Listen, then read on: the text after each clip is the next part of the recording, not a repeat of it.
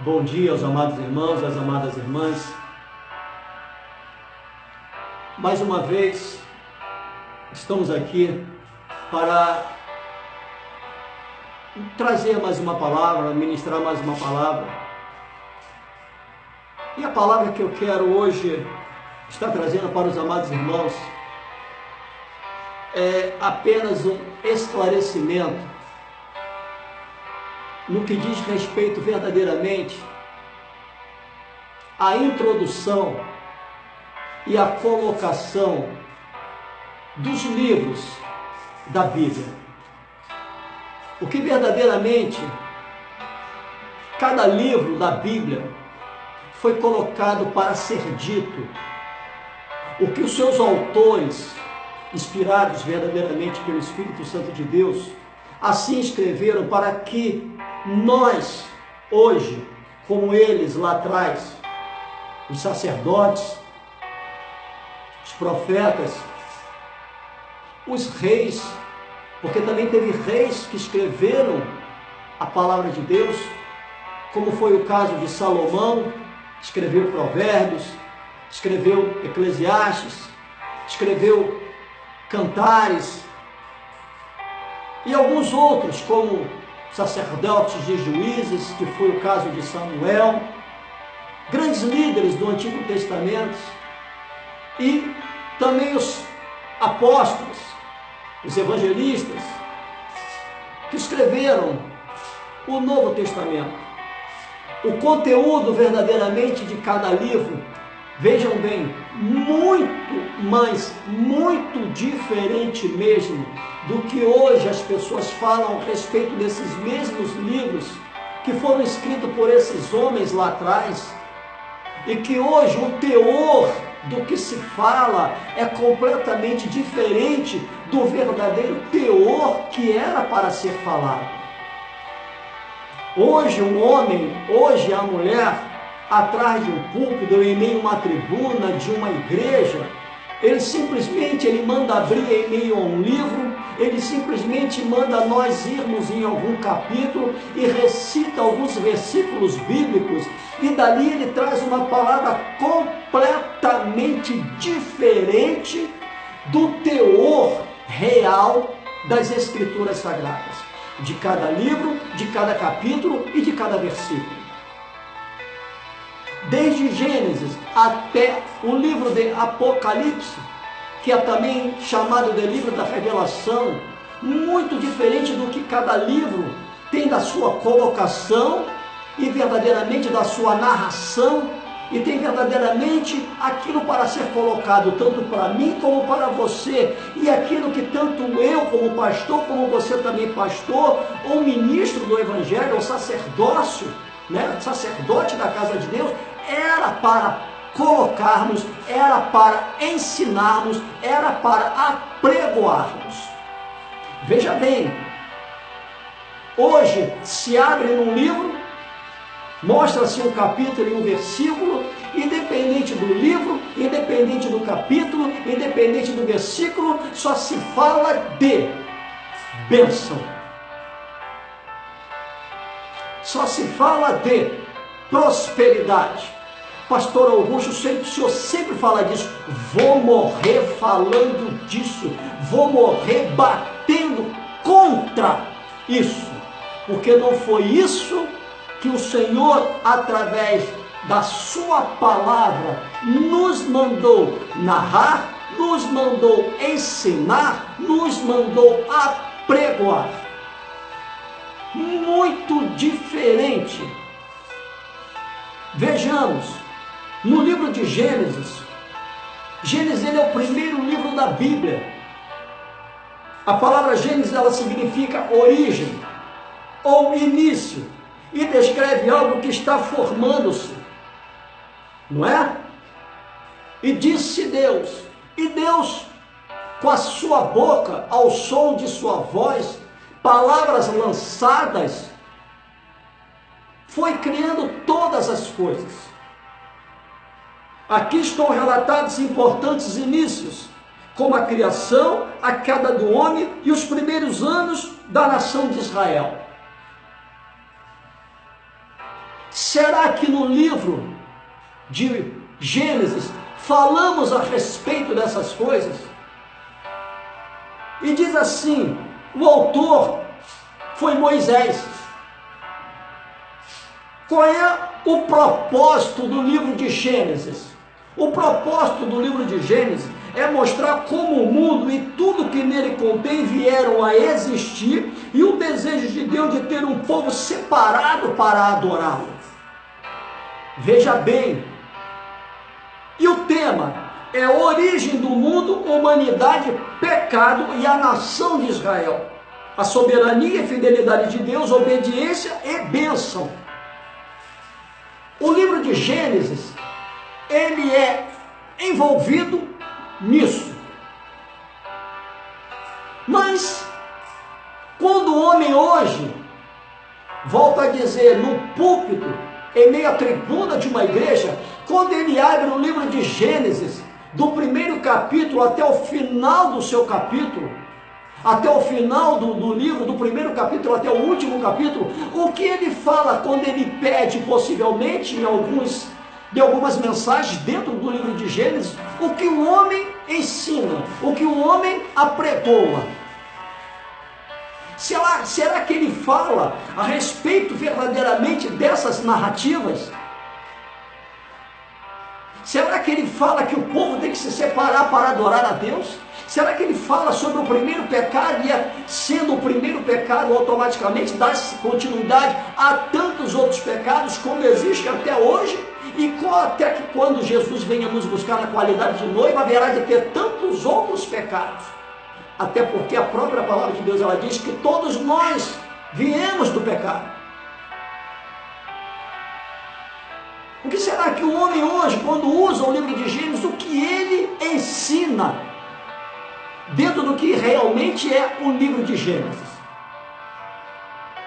Como todos os livros que eu vou citar aqui, um por um, os seus temas e os seus propósitos. O livro de Êxodo. Êxodo fala sobre a libertação. Os israelitas mudaram-se para o Egito durante a fome e quando estiveram lá, tornaram-se lá escravos, lá no Egito, pelo fato de serem um povo de Deus. E o Senhor escolheu Moisés para tirá-los daquela situação, daquela nação denominada Egito, e levá-los à terra prometida, chamada Canaã. No caminho para lá, os israelitas pararam no Monte Sinai, onde Deus deu a seu povo os 10 mandamentos. Esse é o envolvimento do livro de Êxodo. Vamos lá, autor, também Moisés. Ele, no caso, escreveu o Pentateuco, ou seja, os 5 primeiros livros da Bíblia. Qual é o propósito do livro de Êxodo? Veja bem, é registrar os eventos da libertação de Israel do Egito e seu desenvolvimento como nação. Tema: a soberania, orientação, redenção e conserto de Deus com Israel. Obediência.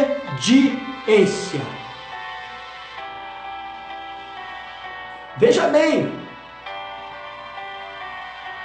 Êxodo fala sobre a libertação da ida do povo para o Egito, ter se tornado escravo.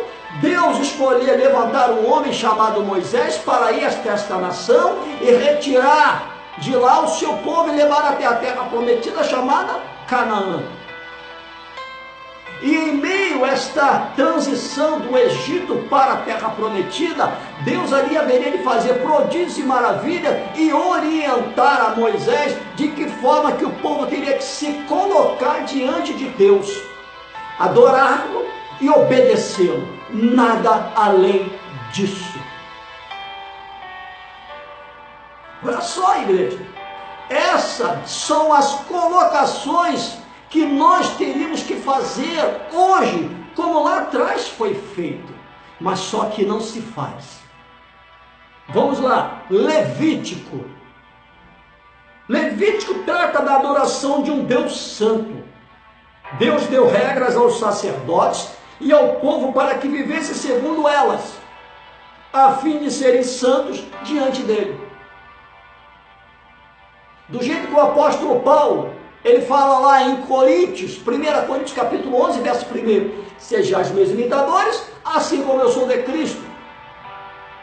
E a partir do momento que o Senhor fala ali no livro de Gênesis capítulo 2, ele fala que nós somos feitos à sua imagem, à sua semelhança. Então, a partir do momento que nós somos feitos à imagem e semelhança de Deus, nós temos que ser santos como Ele é. Da mesma forma que o apóstolo Paulo ele imitava a Cristo, temos que imitá-lo para chegar mais próximo da santificação do Senhor. Autor de Levítico, Moisés. Propósito, olha só, listar os deveres dos levitas na adoração e ensinar os israelitas como viver de modo santo. Listar os deveres dos levitas. Se você pergunta hoje para um jovem, para uma jovem, para uma pessoa que tem o ministério do louvor, ele se diz ser levita, mas não sabe o real significado de ser levita. Ele acha que levita simplesmente é abrir a boca e cantar. Não!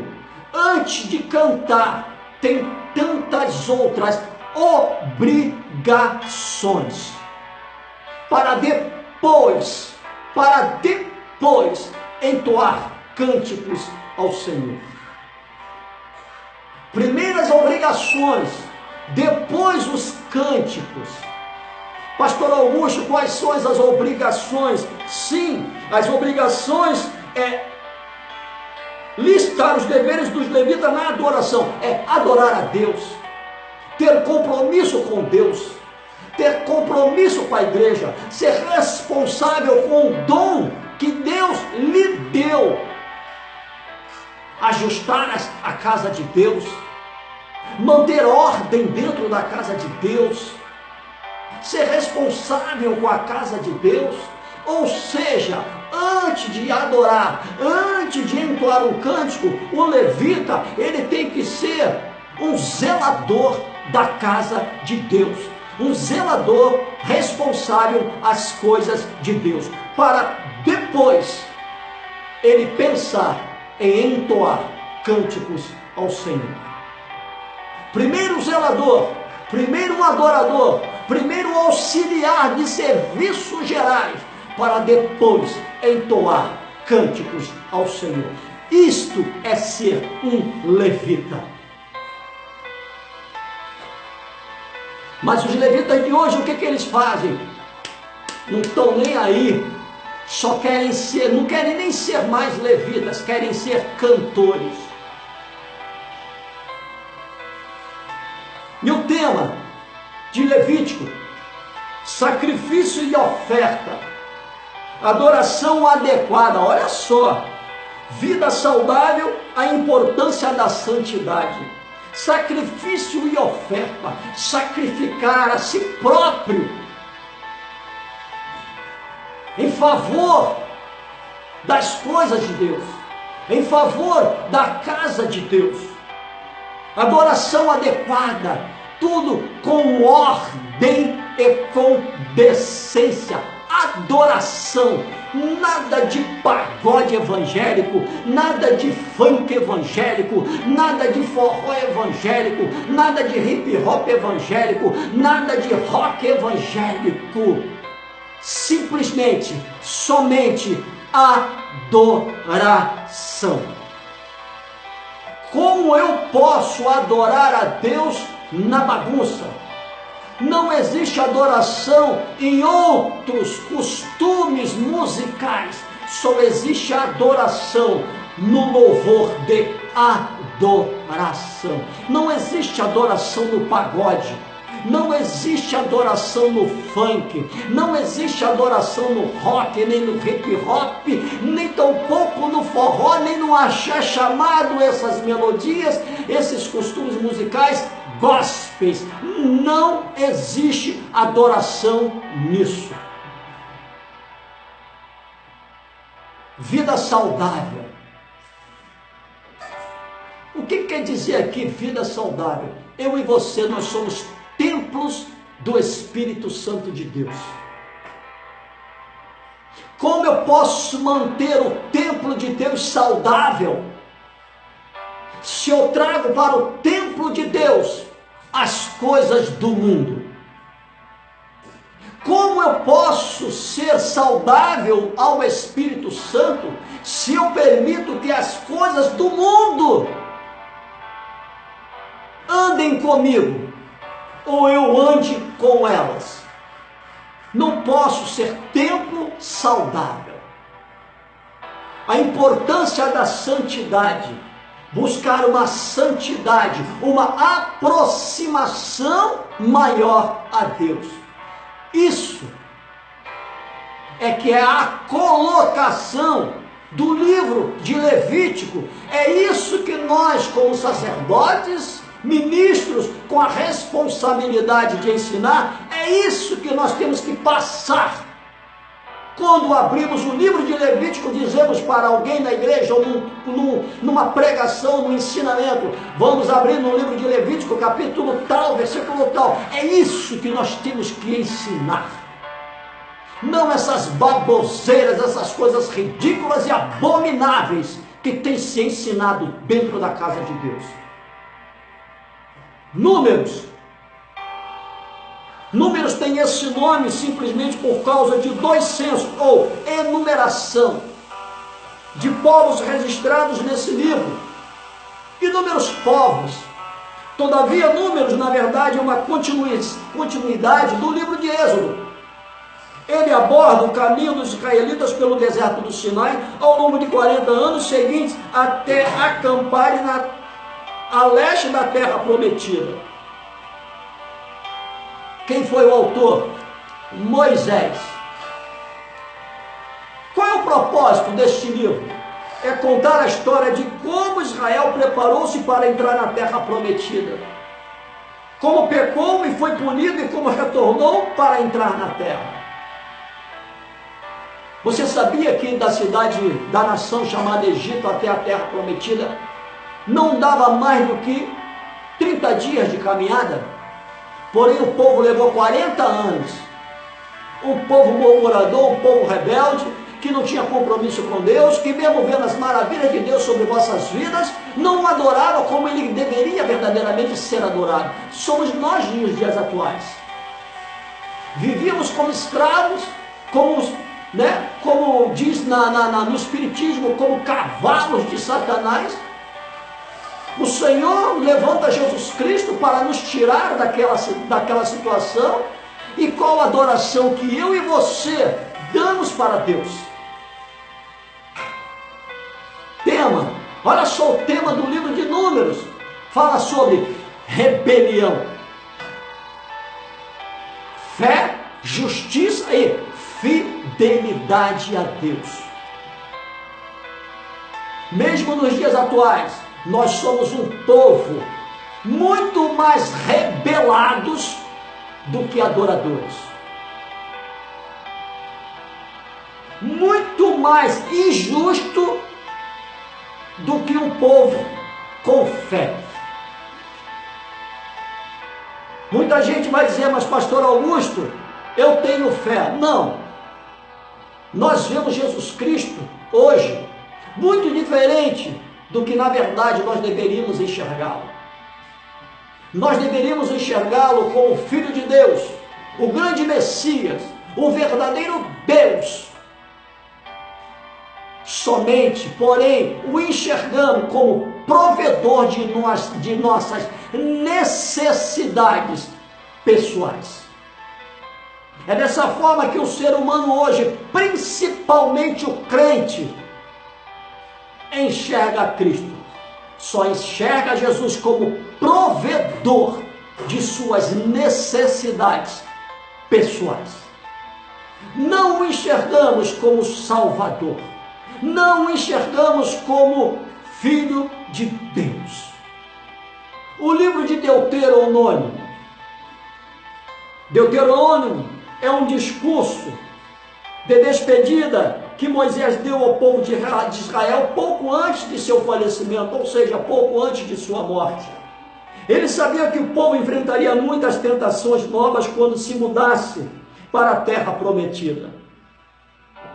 Portanto, era essencial que os israelitas fossem lembrados das promessas de Deus para com eles e de sua responsabilidade para com Deus e as suas leis.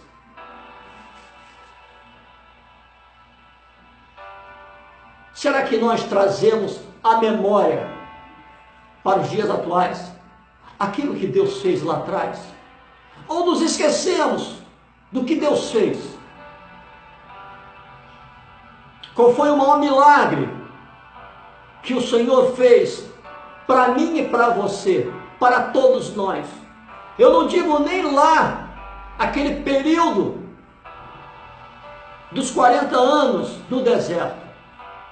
Mas a maior graça que nós deveríamos trazer diariamente, a cada minuto, a cada instante de nossa vida, é o feito de Cristo na cruz do Calvário.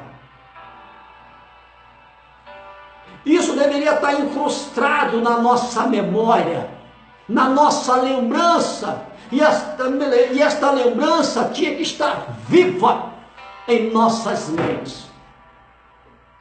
Mas não está. Porque isso não se ensina dentro da igreja.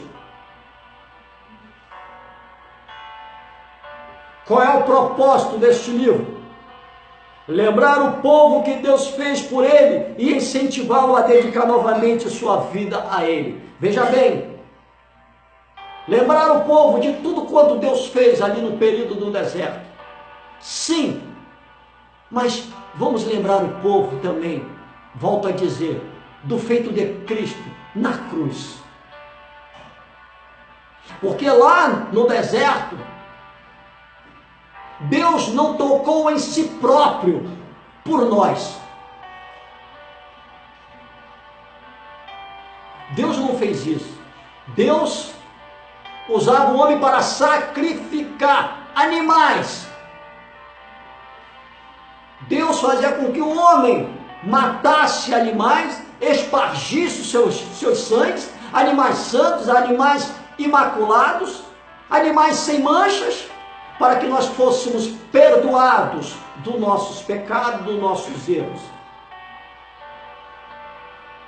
Mas nós temos que trazer à nossa memória hoje que Deus tocou em si próprio na figura de seu Filho, para que hoje nós tivéssemos nele vida eterna. Qual o tema do livro de Deuteronômio? Fidelidade de Deus, leis de Deus para o seu povo, consequências do pecado, chamado para a obediência, o amor de Deus para o seu povo. Fidelidade de Deus. Deus sempre foi fiel ao povo, mesmo o povo não sendo fiel a Deus. Até os dias atuais, lamentavelmente, mesmo quando eu e você não somos fiéis a Ele, Ele ainda derrama da sua graça sobre nossas vidas, e nós não somos merecedores. Nós não somos merecedores da misericórdia de Deus. Leis de Deus para o seu povo. Deus colocou leis para nós obedecermos, regras. E caso não obedecemos, consequências de não obedecermos às leis, de não obedecermos às regras. Chamado para a obediência, obedecer. O que o doutor Lucas fala ali em Atos 2:29, perdão, 5:29, antes importa obedecer a Deus do que os homens. A quem você tem obedecido? A quem nós temos obedecido? Nós temos obedecido aos homens, na maioria das vezes, com seus ensinamentos errôneos, com a sua palavra deturpada, com seu conceito humano, ou nós temos obedecido a Deus, com a sua fiel palavra, palavra verdadeira, palavra ímpar, não divisível.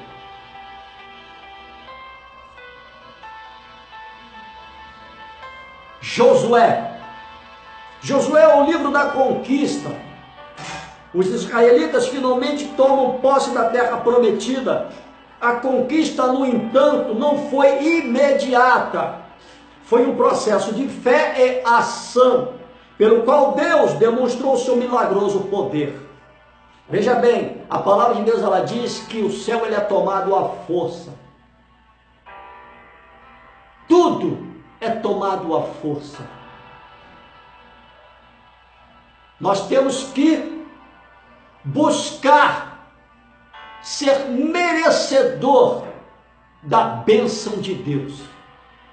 Veja bem, nós temos que buscar ser merecedores das bênçãos de Deus. Só que hoje o homem quer barganhar com Deus, comprar a sua fé. Porque é isso que tem se feito dentro das igrejas.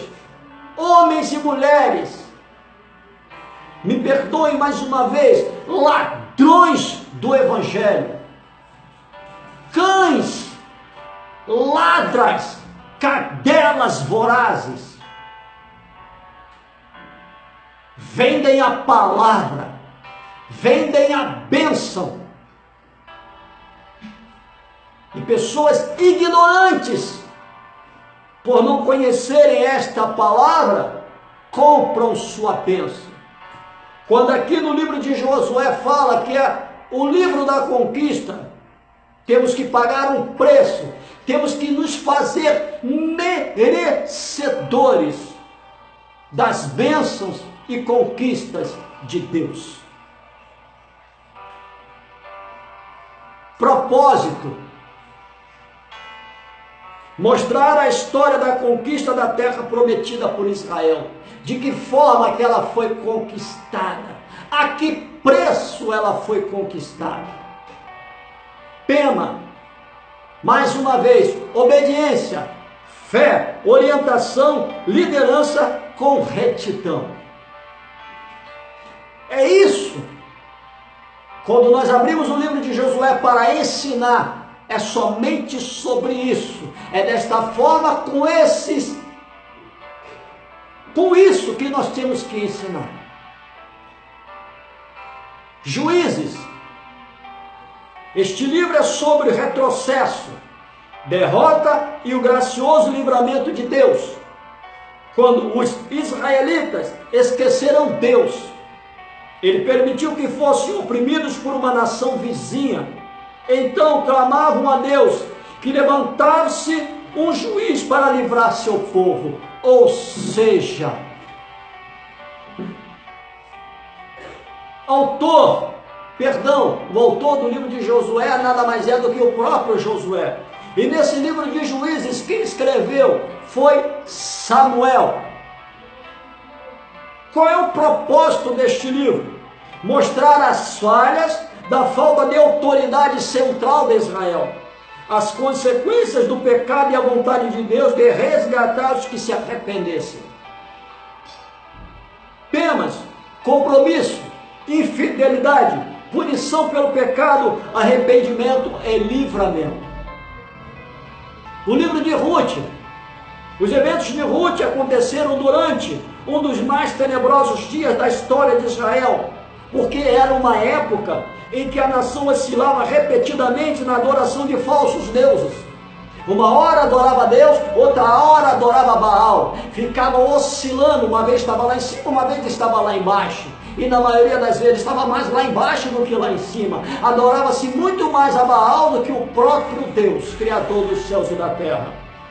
Em grande contraste a essa situação estava o brilhante testemunho de uma gentia de Moabe que permaneceu fiel a Deus.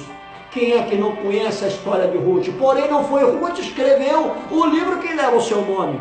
Quem escreveu foi o sacerdote Samuel.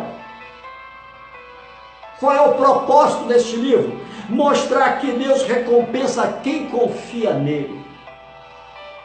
A palavra de Deus, ela diz no livro de Hebreus que a fé é o firme fundamento de todas as coisas. Sem fé é impossível agradar a Deus. Nós temos que trazer à existência aquilo que ainda não aconteceu. Não é comprar a minha, nem você comprar a sua, nem nós comprarmos a nossa fé. Tema: fidelidade. Sempre falando sobre fidelidade. Olha só. Fidelidade, bondade, integridade, proteção e bênção de Deus.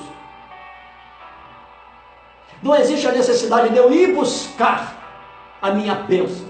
A palavra de Deus, ela diz que se eu estiver na palavra de Deus, se eu for fiel a Deus, fiel à palavra de Deus, as bênçãos de Deus, o melhor dos céus, haveria de me alcançar. Não existe a necessidade de eu, um pastor Augusto, ministro do Evangelho, não existe a necessidade de eu abrir minha boca e falar de prosperidade para você. Você é fiel a Deus? Você é fiel à palavra de Deus? Então não existe a necessidade de eu abrir minha boca e falar disso. Se você é tudo isso, fiel a Deus, fiel à palavra de Deus, descansa. Deus haverá de ser fiel a você. E o melhor dele vai te alcançar. Não existe a necessidade de você ir dentro de uma igreja participar de trocentas campanhas. Entra numa, saiu, entra outra, saiu, entra outra. Não existe essa necessidade não. O livro de 1 Samuel. Esse livro relata um tempo crucial da história de Israel.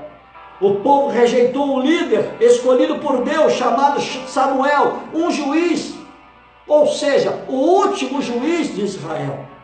Exigiu um rei humano, um homem.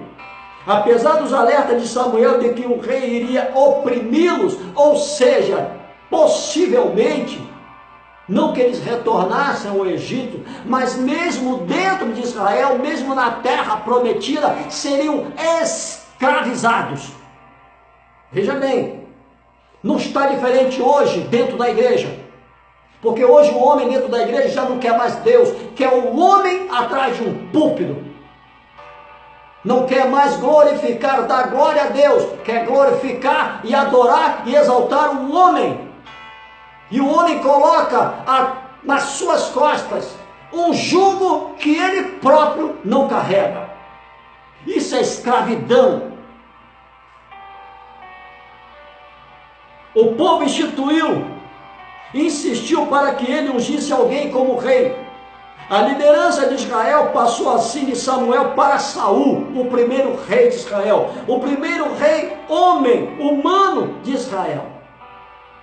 A princípio começou bem o seu reinado, a sua administração, depois errou, não fazendo aquilo que Deus tinha ordenado que ele fizesse. E Deus se desagradou dele. E diante do desagrado, Deus ordena Samuel a ungir um novo rei, chamado Davi. O autor de 1 Samuel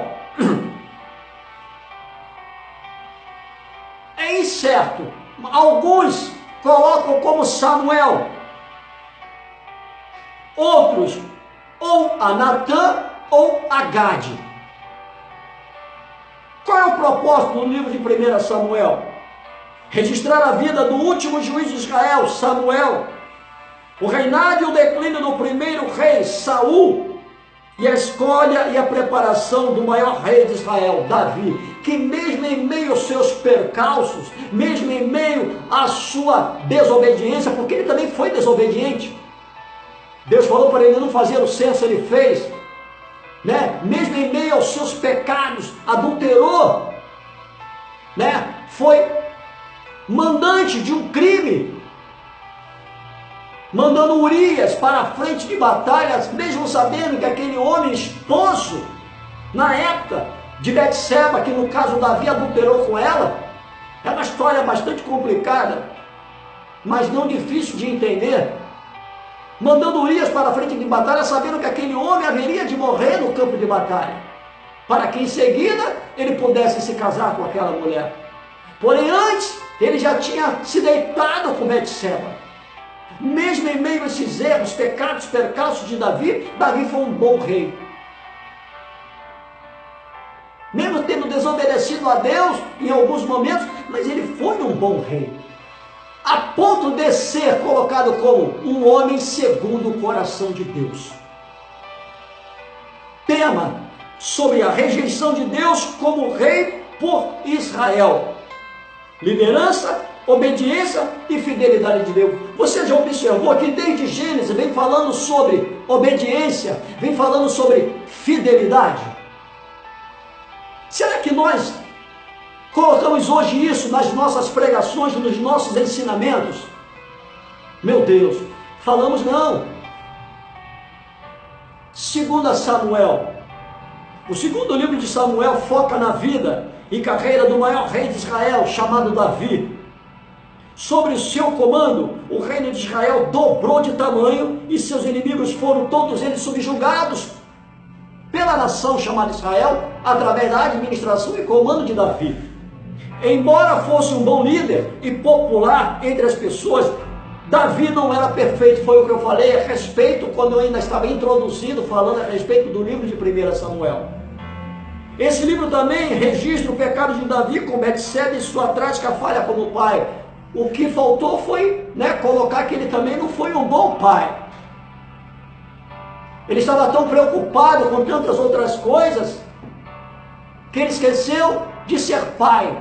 Ou seja, também, mesmo em meio ao erro, olha só, uma das coisas, um dos maiores erros de Davi como pai, foi que ele viu erros nos seus filhos e não os repreendeu, passou a mão na cabeça de seus filhos, a ponto dos seus filhos, um deles, tentar até matá-lo, buscando a sua morte. Vendo o erro de filho e não repreendê-lo, passar a mão na cabeça. Deus o colocou como um pai mau, um pai falho. Olha só, quando nós não repreendemos os nossos filhos diante de Deus, somos pais falhos, pais maus. Propósito do livro de 2 Samuel: registrar a história do reinado de Davi, validar a dinastia davídica e retratar Davi como exemplo ideal de boa liderança. Mesmo em meio a todos esses erros, volto a dizer, mesmo em meio a todos esses percalços de Davi, ele foi um bom rei. Temas: prosperidade com a liderança de Davi. Liderança ideal, justiça, consequências do pecado. Mais uma vez, fidelidade e consequência do erro. Falando sobre prosperidade aqui, sim, mas prosperidade bíblica, não prosperidade humana. Hoje se fala de prosperidade humana dentro das igrejas, não se fala de prosperidade bíblica. Quem é o autor de 2 Samuel também incerta. Alguns sugerem que seja o filho de Natã, Zabude, melhor dizendo, ou os profetas Natã ou Gade.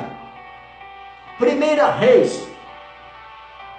O reinado de Davi termina e seu filho Salomão torna-se rei. Deus dá a Salomão o dom da sabedoria e a bênção de construir o templo. No final de seu reinado, o reino estava em um estado agitado de perturbação, devido aos impostos excessivos para todos os seus projetos arquitetônicos. O livro termina quando o filho de Salomão, Roboão, assume o trono, que leva à divisão do reino.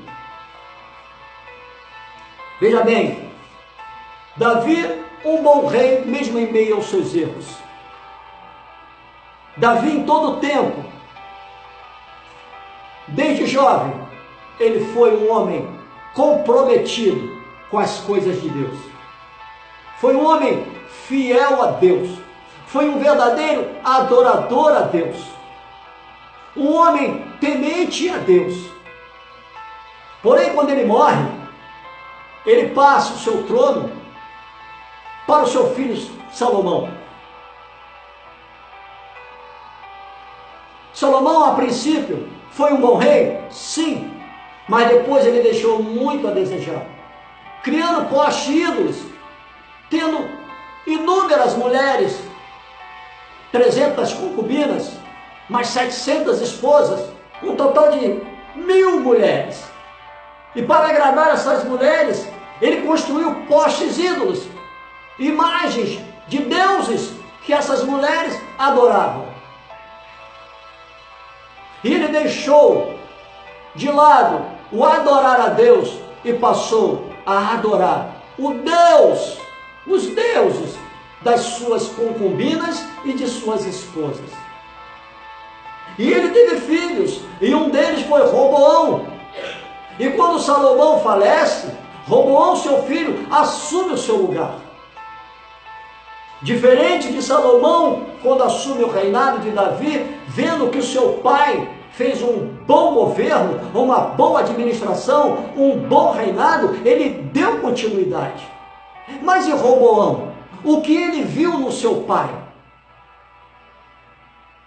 Ele não viu um adorador. E se ele não viu um adorador, qual tipo de reinado que Roboão poderia colocar? Qual tipo de governo que Roboão poderia colocar sobre Israel? Totalmente inverso do seu avô Davi. Não estou dizendo que Salomão foi um rei ruim, não. Ele não foi um rei ruim, ele simplesmente saiu de um adorador a Deus e adorou outros deuses. Ele priorizou a vontade de suas mulheres. A palavra de Deus, ela fala algo muito interessante, ela diz assim: aquele que ama os seus antes de mim, não é digno de mim. Isso é Bíblia.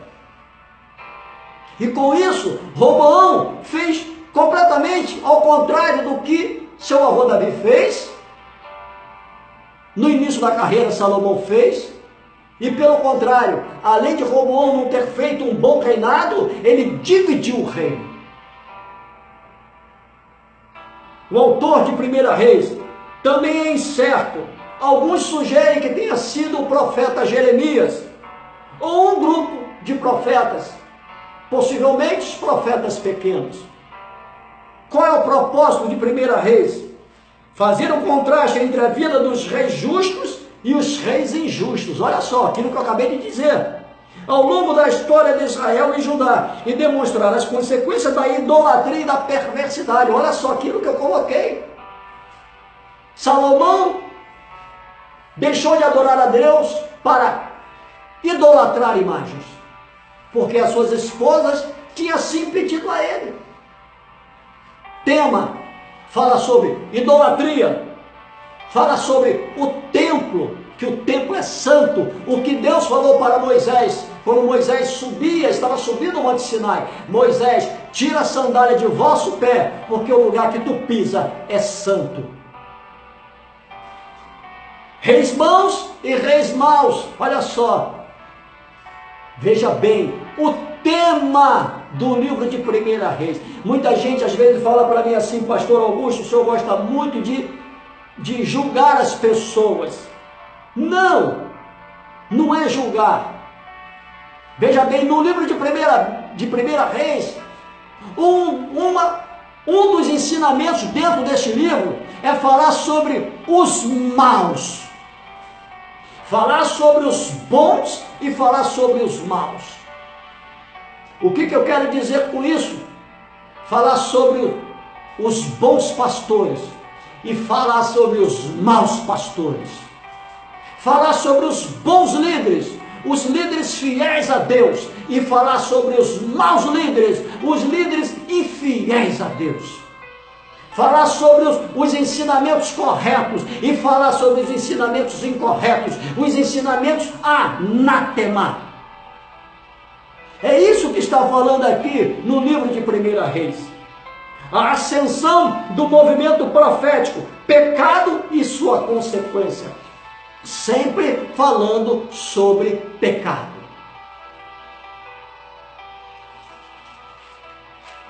Olha, deixa eu falar uma coisa para vocês. É muito livro.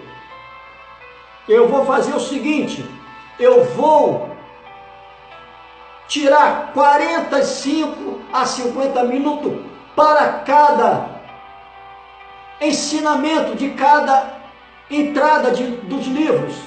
Porque se eu for falar até Apocalipse, pode botar aí tranquilo 3 horas.